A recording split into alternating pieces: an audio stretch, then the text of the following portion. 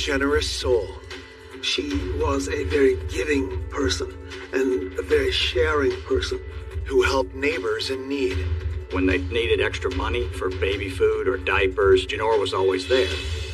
Is found brutally murdered. This homicide was one of the most violent homicides that I've worked. There was blood from basically the floor to the ceiling. It was something that shocked the community. Police uncover a sinister trail of deception and hate. He had some strange tendencies. He seemed to be stalking her. The polygraph came back with some clear signs that he was being deceptive. To unveil a killer no one expected. He made her believe that he was her knight in shining armor, so she never saw it coming. He had two completely different faces on him. He was just the devil incarnate.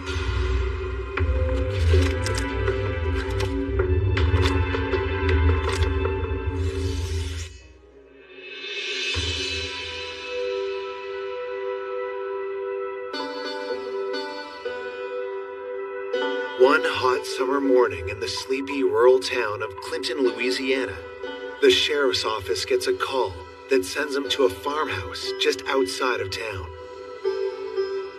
It belongs to a woman named Janora Guillory.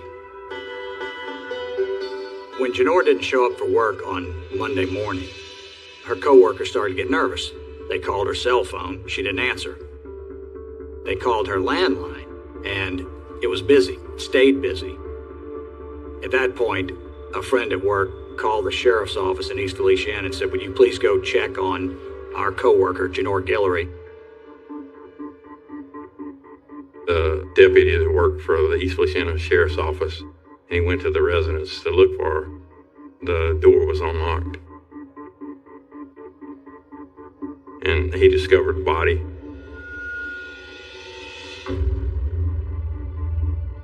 He backed out of the house, and he said he threw up outside. He could barely even speak to the dispatcher. He was so upset by what he found. Detectives are called to the scene. You could tell something had happened at the very entrance of the door. There was blood right there on the door handle. The blood on the floor leads detectives inside the house. There, you could follow the blood trail, and it went into the kitchen. There were several knives that had blood on them inside of the drawer. There was also evidence like someone tried to use the phone, and there was blood on the side of the phone. The blood leads to the bedroom, where detectives are met with a gruesome sight. In the middle of the floor lies the lifeless body of 42-year-old Janora Guillory. You could see evident tears in her skin, which, we knew at the time were deep stab wounds. She was beaten severely. There was blood from basically the floor to the ceiling. The lamp was broken and stuff knocked over in the bedroom. I've seen other homicides that I've worked that this one was more brutal. The body was also half closed, legs opened, and she was pinned against the wall. There was a possibility that she had been raped. Detectives in this small parish don't investigate many homicides, let alone one this brutal. They call in the Louisiana State Police to help process the scene. They took some DNA samples of the material that was found under her fingernails. The samples are sent to the lab to see if there are any traces of the killer's DNA. We didn't find any type of murder weapons.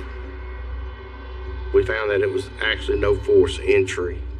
We pretty well figured that it was somebody that she knew and had a little bit of trust in to open the door. As police collect evidence, Janora's neighbors, Philip and Amy Skipper, arrive on the scene. They was, of course, shocked. Philip's wife, Amy, she was really destroyed, and she was a friend of Miss Guillory's. Police informed Janora's family. Her brother-in-law, Albert, is the first to get the terrible news. I received a call from the sheriff's office indicating that Janora was dead, had been murdered, and obviously it was just an unbelievably bad moment. To Janora's sister, my spouse at that time, Yvonne, that was probably the single most devastating moment in her life. The family rushes to the scene. When they arrive, detectives ask them for any details they can provide about Janora. Janora grew up in Eunice, Louisiana, a small town in St. Landry Parish.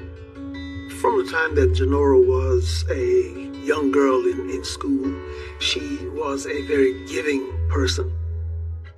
She was a very intelligent woman, filled with love for life, filled with love for animals. Janora worked at an insurance company in Baton Rouge, but chose to live in rural Clinton, where she could indulge in her passion for animals. She had 30 dogs, she had 3 or 4 horses, she had rescue animals, she took care of friends' animals if they couldn't. Animals were a big part of her life. Friends were a big part of Janora's life too. She was thrilled when a sweet couple moved in across the street, and they immediately hit it off.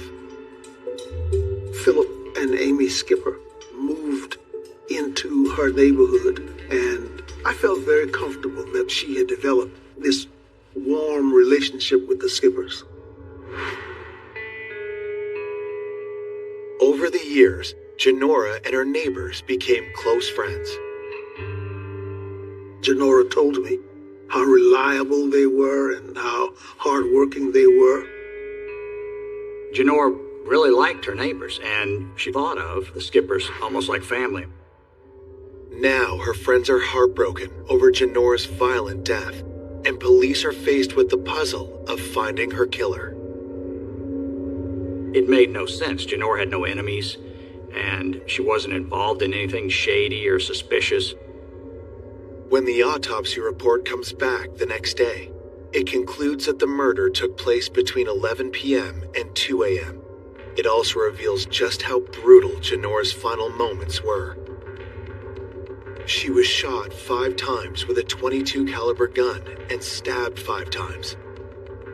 But neither of these attacks caused her death. A severe blow to the back of the head severed her brainstem from her body. She was actually alive, and she was fighting back and was stabbed and shot. This was one of the most violent homicides that I've worked. It was a very much overkill, which usually means it is a crime of passion. This was a particularly brutal, dastardly deed. We all stood outside Janora's house that morning and talked about who could possibly have done this. Despite the concern of Janora's family and friends, detectives can't rule out anyone as a suspect. We began talking to the neighbors and co-workers, the ones that showed up, and just started trying to get information. One person in particular draws investigators' attention: Janora's neighbor, Philip Skipper. Philip was real calm. What really got me was his over wanting to help too much, you know. We just had a feeling Philip knew something. Coming up, investigators uncover a dark obsession. he was infatuated with her and couldn't take no for an answer. And menacing secrets. They called her names behind her back all the time, but never to her face. There was an incentive for them to actually murder her. That leads them to a suspect they never expected. They went on a tour of the murder scene, and he described the whole thing. He just blurted out, "Do you have a woman named Mrs. G that was murdered over there?"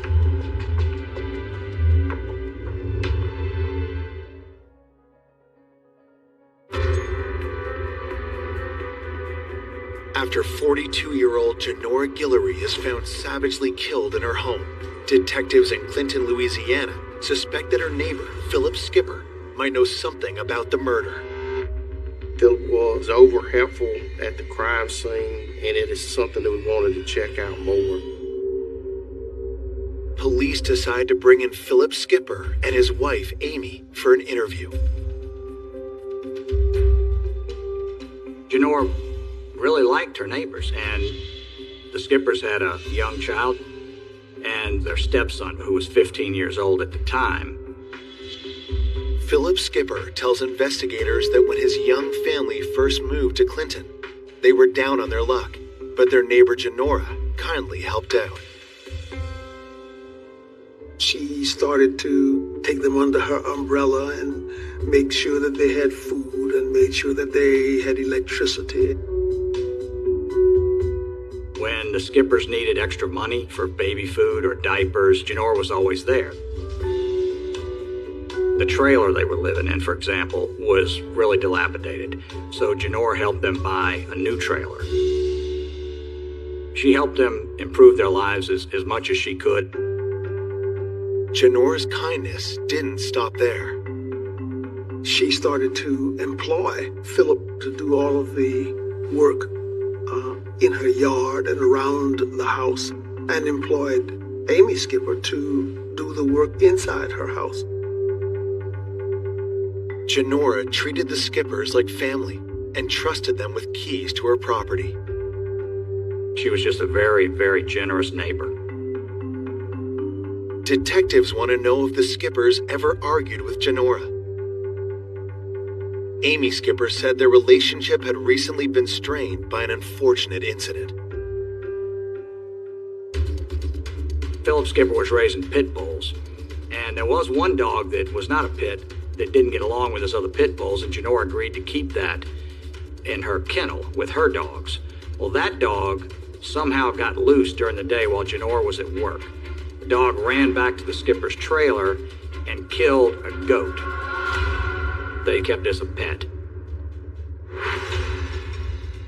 Amy Skipper ran over to Janora's house, got on the phone, called Janora at work, and was upset with Janora. And that's witnessed by a couple of Janora's co-workers who heard Janora's end of the conversation. She was crying by the end of this phone call. That's how upset Janora was. And Janora told Amy Skipper on the phone, "Leave the key at my house, get out of my house, and never come back."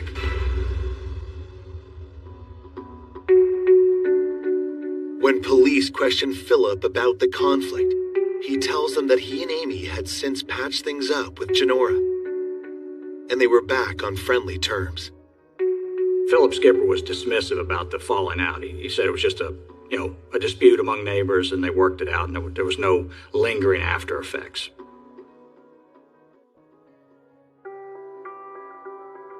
Police are skeptical about Philip's version of events, and when they notice scratches on his arms, they wonder if they were made by Janora while trying to fight for her life.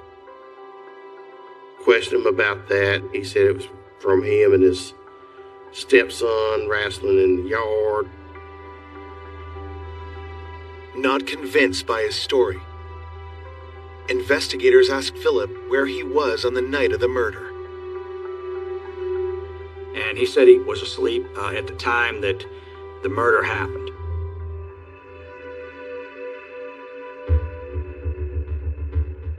To confirm Philip's story, police ask to interview his 15-year-old stepson, John Ballio. When you interview at the juvenile in Louisiana, you have to have permission of the guardian or the parent. which we had. I mean, they did cooperate there and let us talk to them. When detectives questioned John, they noticed scratches on his arms too.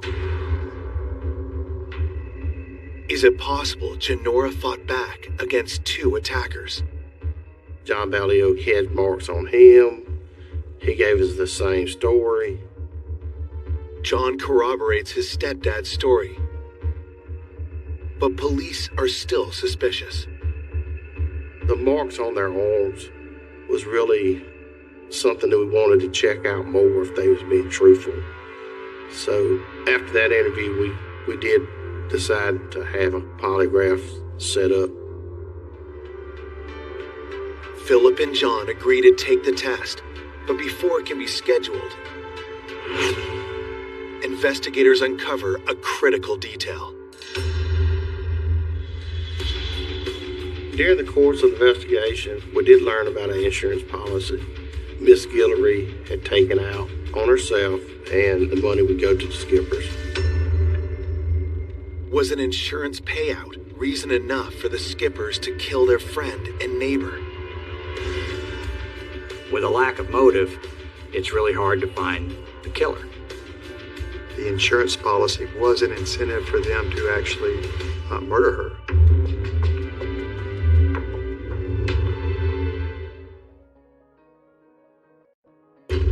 Police have just discovered that murder victim Genora Guillory's neighbors, the Skipper family, are the beneficiaries of Genora's $25,000 life insurance policy. And it's just kind of unusual that the neighbor would have an insurance policy and list the other neighbor as a beneficiary. They're not related.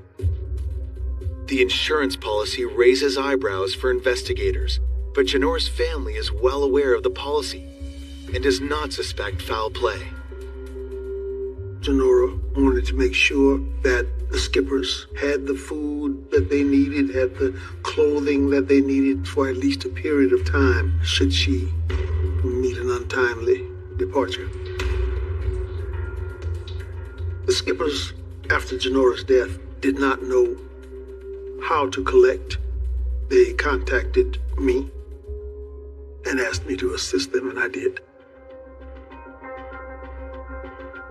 Still, police believe the insurance money is a possible motive. That, coupled with the scratches on Philip and John's arms, convinces detectives to take the next step. Philip Skipper and John Ballio showed up at the Baton Rouge Police Department, which has a polygraphy unit, and they both took separate polygraph tests. The polygraph interrogator asked 15-year-old John Ballio for an alibi. John Ballio said he was at home asleep when the murders occurred. Both John and Philip are asked about their knowledge of the murder by the examiner. And when their responses are analyzed, detectives are surprised by the results. Both of their tests came back with no real signs of deception.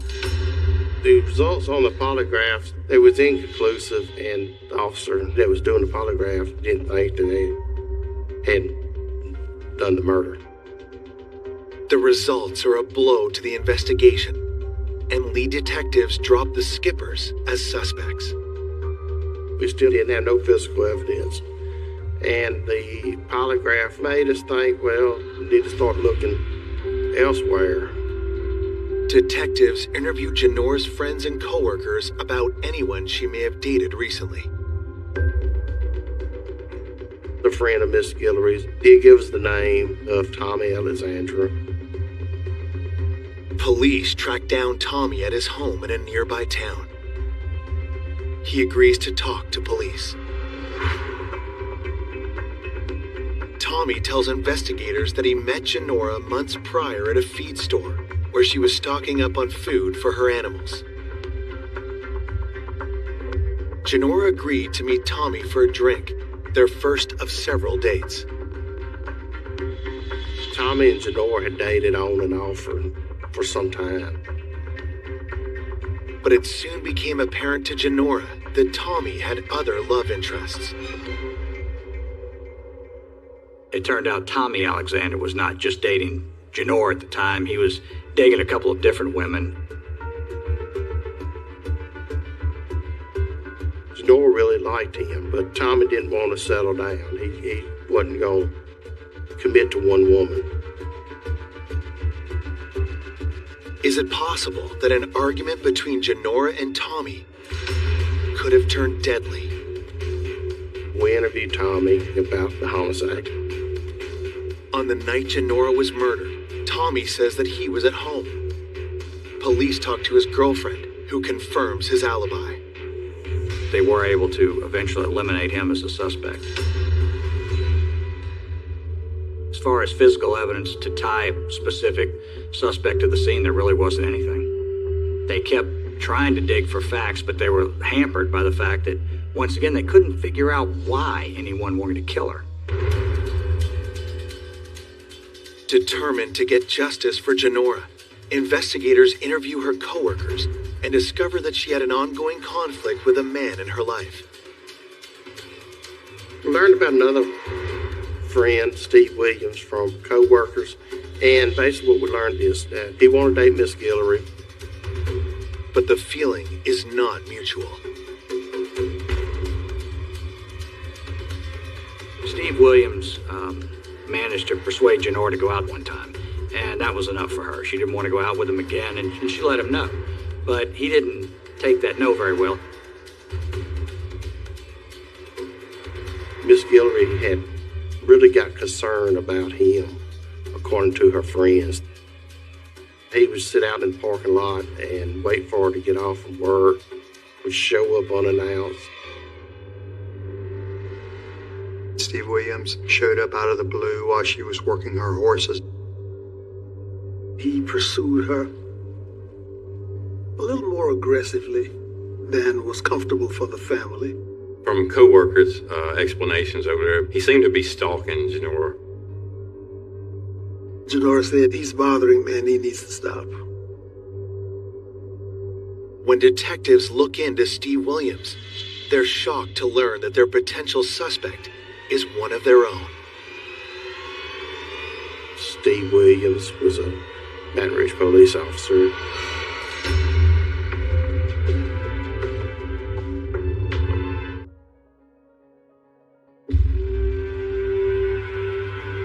Detectives have learned that Steve Williams, who had been repeatedly contacting Janora Guillory in the months before her murder, is a fellow police officer. Steve Williams had recently gotten a job with the Baton Rouge Police Department, and he was a probationary police officer in the next jurisdiction over. He was infatuated with her, and he was just a guy who couldn't take no for an answer. Janora's friends knew that she was not interested, and of course after the murder, when the police are asking, well, who may have been upset with Janora, he became a focus of the investigation. When you investigate law enforcement officers, it's harder than most because they know the law as good as you do. But we did have good cooperation through Baton Rouge City Police Department. Whatever we needed, they was willing to provide. As investigators gather more information about Steve, they uncover an intriguing tip from one of his colleagues, 29-year-old officer Tabitha McCants. Tabitha came forward during the investigation, and she had worked with Steve Williams at Baton Rouge Police Office. It turns out she got kind of a bad vibe from him. Tabitha tells investigators that she overheard Steve having heated phone conversations with a woman on several occasions while at the police shooting range. She said they make multiple phone calls. Police need to check Janora's phone records to find out if Janora was the person Steve had been calling. Tabitha also tells investigators that Steve mentioned shooting targets at his mother's home.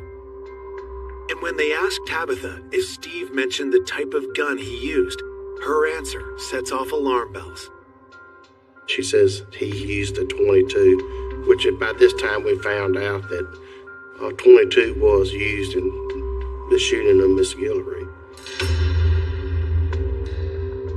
As a police officer, of course, Steve Williams had firearms. The .22 caliber pistol, which is certainly not a police gun, but he did have a .22, and he shot it at his mother's house. Based on the history of him stalking Miss Guillory and the access to a .22, that's when we decided that we would check Steve Williams out a little bit more. When detectives checked Janora's phone records, they quickly discover an alarming pattern. Looking at the phone records, Steve Williams, in my opinion, was stalking Miss Guillory. The phone records showed 35 calls to Janora's home from the shooting range in 4 months, and an escalating pattern of calls and messages. Steve Williams had left several messages for Janora the weekend that she was killed. In fact, he told her in a message that he was stopped by her house on the day she was killed. Investigators don't waste a second bringing Steve in for questioning, and when they do, his demeanor has them instantly suspicious. Steve was real nervous. It was just something about him, like he was hiding something from us. Steve insists he had nothing to do with Janora's murder, and claims he stayed at his mother's house the night Janora was killed. Steve's mama's residence about 40 minutes away from where the homicide was. Police believe Janora was murdered between 11 p.m. and 2 a.m. Could Steve have slipped out undetected while his mother was sleeping? Janora was shot with a .22 caliber pistol, and the fact that he had a .22 was nearby on the day she was killed, it really put him very high up on the suspect list. That's when we had him take a polygraph. Steve's answers are analyzed, and the results sent to detectives. Steve Williams' polygraph examination came back with some clear signs that he was possibly being deceptive. His polygraph basically told us that he may have known something about the murder. Made me really think that he had something to do with this. That's when Steve advised he wasn't going to talk to us no more. He wanted a lawyer. Despite Steve's refusal to cooperate, detectives continued to investigate him. He looked like a good suspect. Now the question would be, can they find the evidence to prove it? They got a warrant for his house, they got warrants for his personal cars, and they got a warrant for his police car. Now, to do that, they had to work with the Baton Rouge Police Department.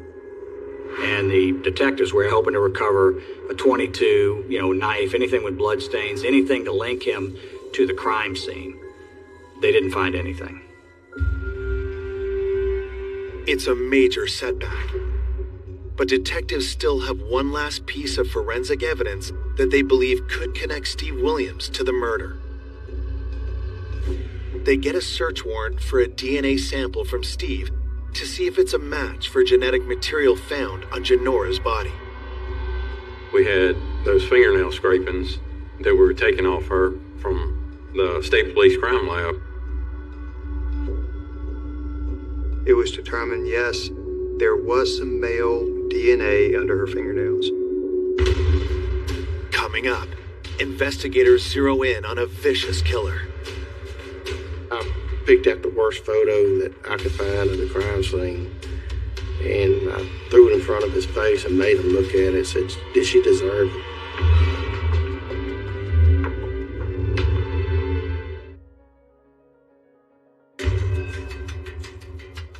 Police hope to use DNA evidence to link Baton Rouge police officer Steve Williams to Janora Guillory's murder. Steve's DNA is compared to material found under Janora's fingernails. His DNA was not actually determined to be under her fingernails. The DNA also doesn't match any known criminals in the FBI database. The fingernail scrapings came back to a known male genetic profile. With no physical evidence linking Steve Williams to the crime, he's ruled out as a suspect, leaving investigators at a standstill. The case had gone cold. and they had no other leads to check into. The case stays cold for an entire year. There was great disappointment and great frustration on the part of the family when the case went cold. The shock of Janora's murder may have faded, but the community lives in fear of a killer who's still at large. When a murder occurs, it's very alarming. Everybody's on edge, especially after the case was at a standstill. Then, on July 27th, 2001, a tip comes in that changes everything. And I got a call on the telephone straight to the office. It was Detective Mark Ackerson from Tangipahoa Sheriff's Office. And he just blurted out, he's like, "You have a woman named Mrs. G that was murdered over there?" And I just kind of looked over at Don and I said, "Yeah, we do have a woman named Miss G that was killed." The detective there was working a domestic violence battery, and the victim had came in and told him that her boyfriend knew something about a murder in Clinton. The woman tells detectives her boyfriend's name is Donnie Fisher. We rode over there and found Donnie Fisher. We brought him over there to the Tangipahoa Sheriff's Office. But Donnie Fisher is not in the mood to talk. You could tell he knew something. That's when I picked out the worst photo that I could find of the crime scene. And I threw it in front of his face and made him look at it and said, "Did she deserve it?" Reluctantly, Donnie looks down at the gruesome photos, and moments later, his whole demeanor changes. He started to break down and cry. And he looked at it and then he told us, basically, his confession. Donnie says he heard a detailed account of the murder from one of Janora's neighbors. The neighbor took Donnie Fisher on a tour of the murder scene. He said once they got there, he took them and said, "This is how it happened." Investigators are stunned. They question all of Janora's neighbors at the outset of the investigation, but it didn't uncover any useful information or lead to an arrest. Detectives demand that Donnie reveal the neighbor's name. He said it was John Ballio, Philip Skipper's stepson. Detectives are shocked. They press Donnie for details, and he claims that John told him about the murder while cleaning up Janora Guillory's house. Janora Guillory's family had hired John Ballio to go clean up the crime scene. Donnie Fisher, he was out there helping, so as they're cleaning up the house, John Ballio was bragging to Donnie Fisher about how he killed Janora Guillory. John Ballio took Donnie and said, "Here's what we did here, here's what we did here," and he described the whole thing. Investigators don't know whether to believe Donnie's story, especially since John Ballio's polygraph was considered truthful. Yet every word of it lines up with the evidence. John actually showed Donnie how Miss G ran through the house, and talking to Donnie, he described everything that we'd put together from what we seen at the crime scene. Detectives want to know, why would Ballio want Janora dead after all she had done for his family? Miss Guillory would rather help somebody than hurt somebody. She would do anything she could to help the Skippers. It's kind of heartbreaking.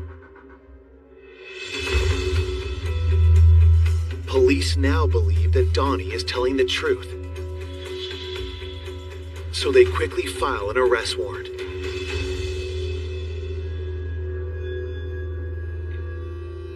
We picked up John Ballio late on a Friday evening, and we brought him back to East Police Center Sheriff's Office for charges of first-degree murder. Investigators now believe the key to cracking this case is a confession from the alleged killer. Luckily, A recent change in Louisiana state law allows them to question a minor accused of murder without a lawyer or guardian present. The police had to get John Ballio to come clean and tell the truth. We brought him to my office and I advised him of his rights. He bounced from here to there during his statements at first when we initially questioned him. And then we started talking about the brutality of this homicide. After probably an hour and a half interviewing, he finally came and told the story about how he killed Miss G. But first, Ballio needs to get something off his chest. He didn't do it by himself. Pointed the finger right back at Philip Skipper. Detectives are speechless. John Ballio just implicated his stepdad, Philip, in the murder of Janora Guillory. And that's not all. He pointed to several other people, too.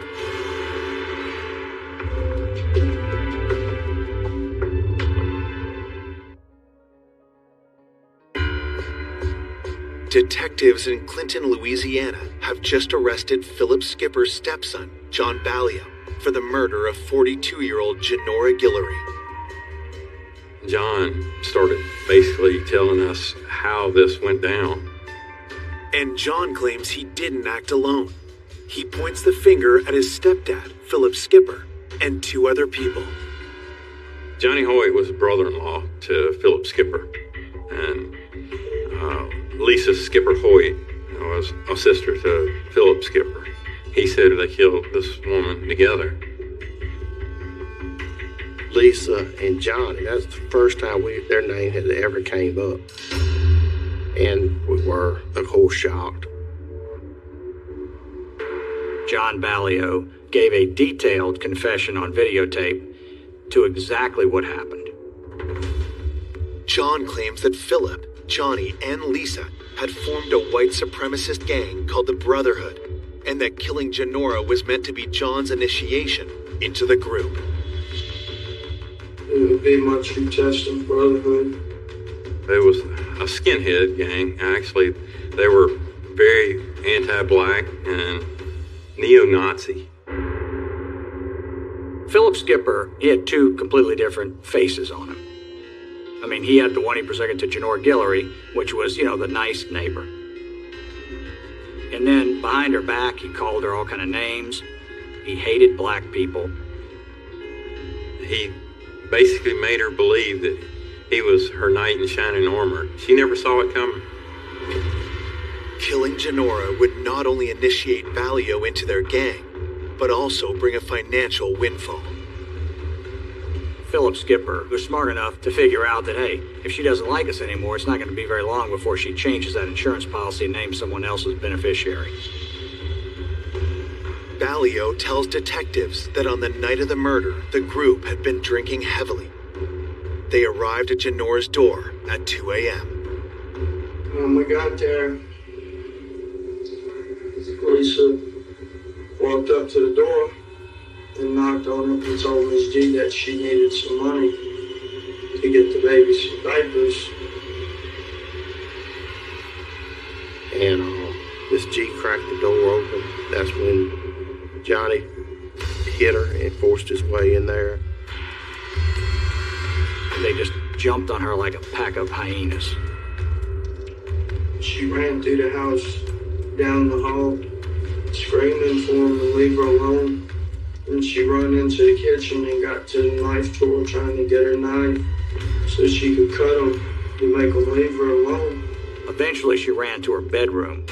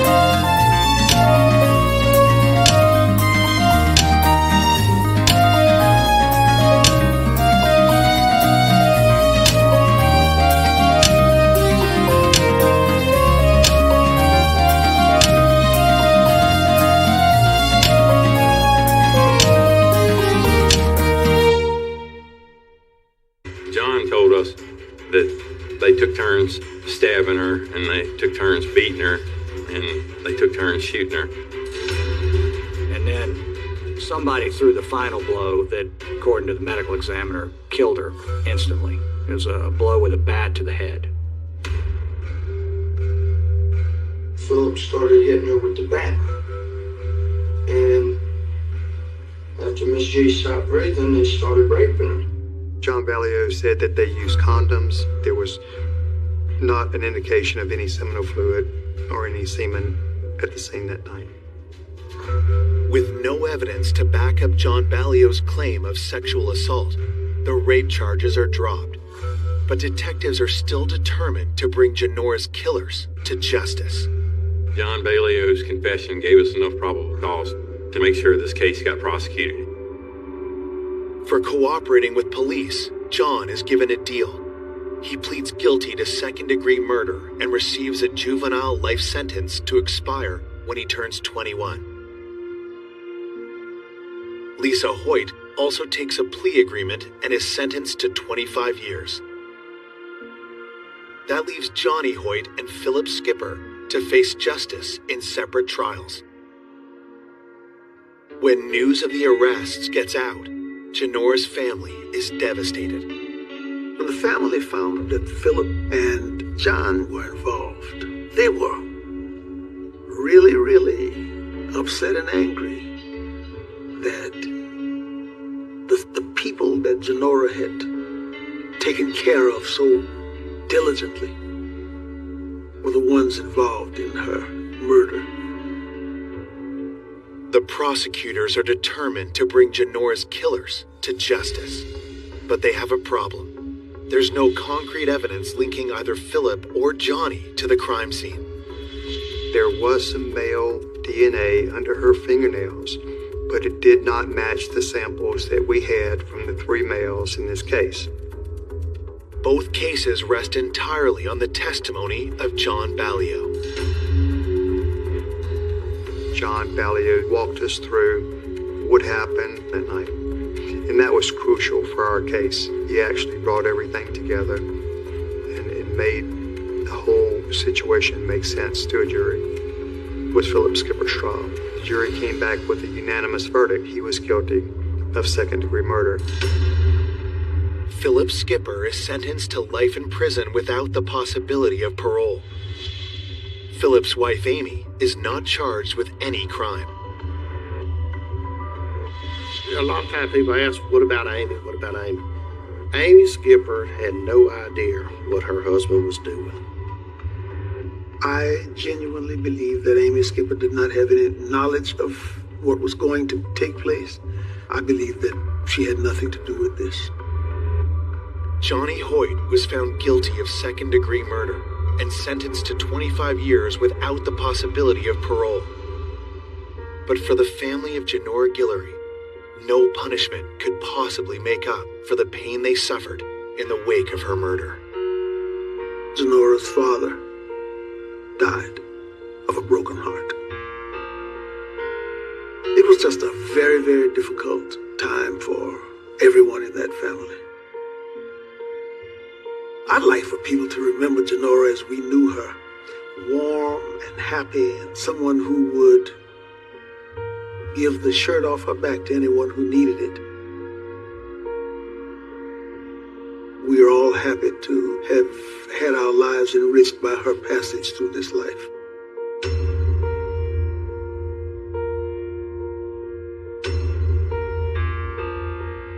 For more information on an unexpected killer, go to oxygen.com.